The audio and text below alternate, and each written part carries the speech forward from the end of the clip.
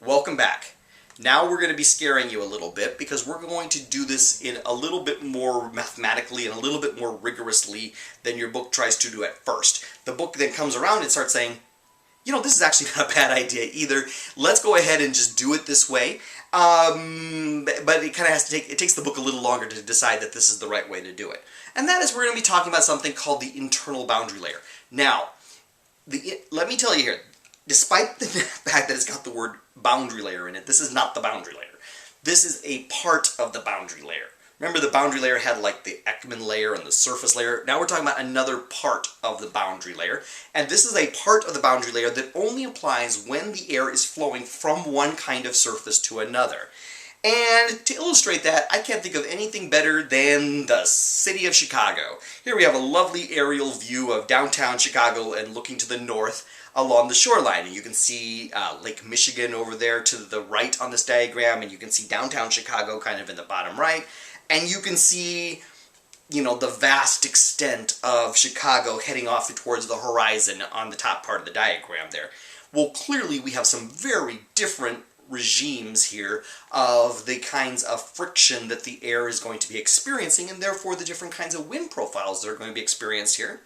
I mean, if we just sort of assume that the flow is coming from the ocean towards the land, well, I'm not the ocean, I'm sorry, Lake Michigan towards the land. All right, well, upstream over Lake Michigan, there is a value of Z0, the aerodynamic roughness length, for water.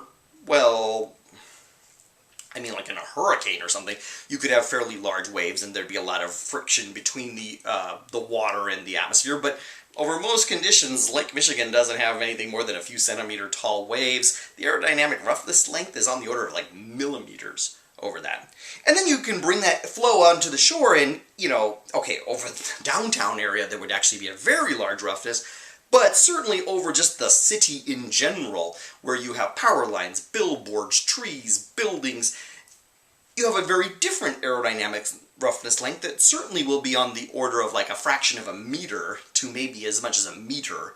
You have a very different value of Z0, and we'll call that Z02 for the downstream aerodynamic roughness length. And for that matter, by the way, they would have different values of U star, and we're going to see that on a future slide.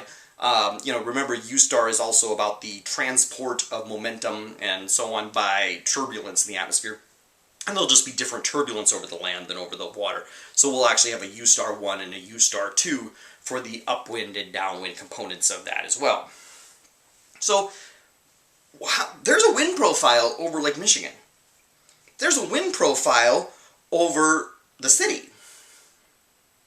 But how does it happen? How does the flow actually make that change that it was at one time looking like this, where the wind speeds were changing in this way with respect to height, and now they look like this?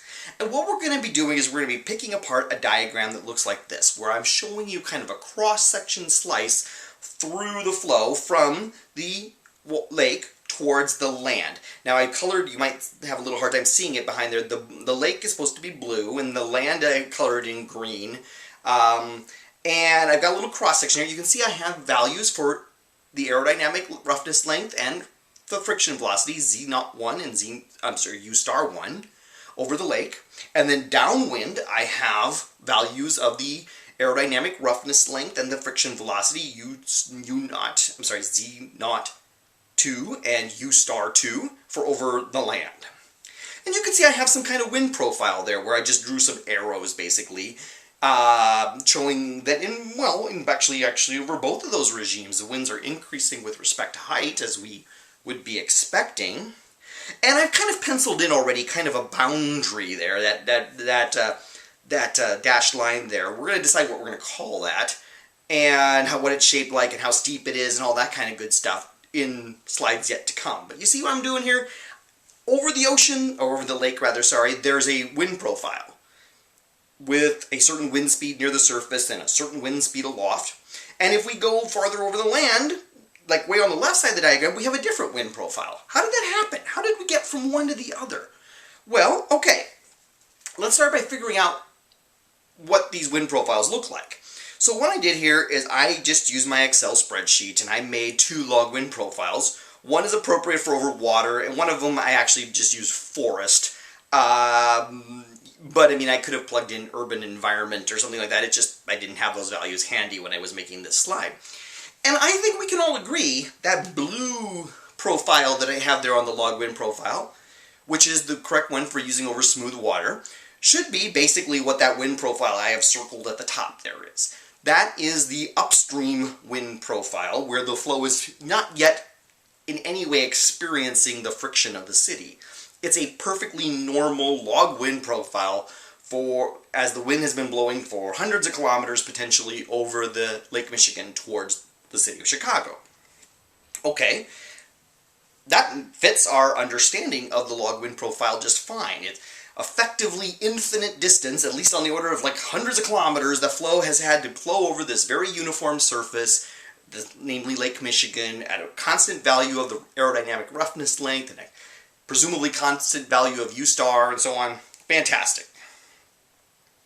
And I think we can agree that some number of kilometers, potentially a rather large number of kilometers downstream, we're going to be in a wind profile that is now completely adjusted to the new friction regime at the surface, where we have a different and presumably larger value of Z star, Z naught, the aerodynamic roughness length, and a different value of U star, which again is about turbulence and so on.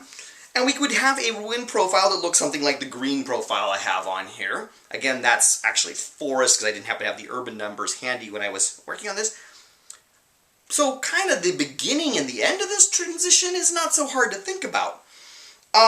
Clearly the wind is starting off with our upwind profile and ending with that downwind profile. It's that one in between that's the problem. At different distances from the shoreline, we're going to have to figure out how the flow is adjusting to end up with that log wind profile that's consistent with over land. What will that one's profile look like? Because, well, air near the surface is experiencing friction with this new regime, this new environment. These buildings, these billboards, these trees, these power lines, whatever. But the air, maybe a few tens of meters, a few hundred meters above the ground won't have experienced that yet.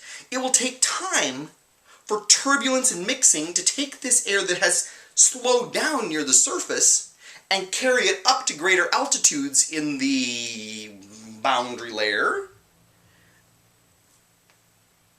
We're going to start by building a shallow layer near the surface. That's the only air that has yet actually touched the surface. But as mixing and turbulence happen, that layer of air that has at some point touched the surface gets thicker and thicker and thicker.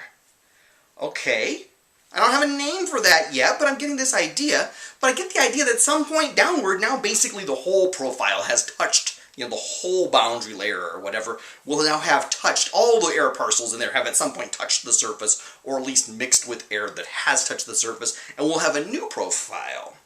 Okay, now I've been drawing that boundary there, that line there, as a line, but actually it's going to be a zone. It's going to have some thickness. It's a layer. And below that layer is the air that definitely has already touched the surface over the city, experienced the friction due to the aerodynamic roughness length and the friction velocity and so on, and has adjusted to that new profile. Above that layer is the air that has not in any way yet touched, the surface, has not mixed with any air that has touched the surface over that new regime, and for all the air above that layer knows, we're still over the lake. Okay? It still is acting like it is air above the lake. And there's a layer in between where the properties are transitioning from, this is, we are over lake, to now we are over land. And that layer, which I've now colored in blue there, is called the transition zone. And that transition zone is part then of the boundary layer, and it is below there the air is now adjusted to the new surface parameters, like aerodynamic roughness length. Above there, the air has not in any way adjusted to the new surface parameters. We are in a transition zone then, where that adjustment is happening. Okay. I now know I can figure out upstream what the wind profile was. That's just a log wind profile. Downstream, I can figure out what the wind profile is going to be. It's these places where I've got this transition zone that I'm not sure what's going on. How am I going to decide, like at the location I have circled there in red and yellow, what is that wind profile going to be like? Because clearly near the surface, the wind is something like the wind over the city. And clearly above the transition zone, the wind is something like the wind over the ocean, the lake. But inside the transition zone, I don't even know yet what to expect. And that's what we're going to do in part 3 of the lecture. But first we need to answer a couple questions just to make sure we're all on the same page about these terms and so on. Let's talk about question 3. Here, I put that same diagram there, except this time I've covered up the key. So we got 2 wind profiles there. Hey, which of those 2 log wind profiles is the one associated with the rougher surface? A or B? Just making sure you can read these diagrams of the log wind profile. Which one's associated with rougher conditions at the surface? Make a choice from your 2 options, get a little feedback before you move on to question 4.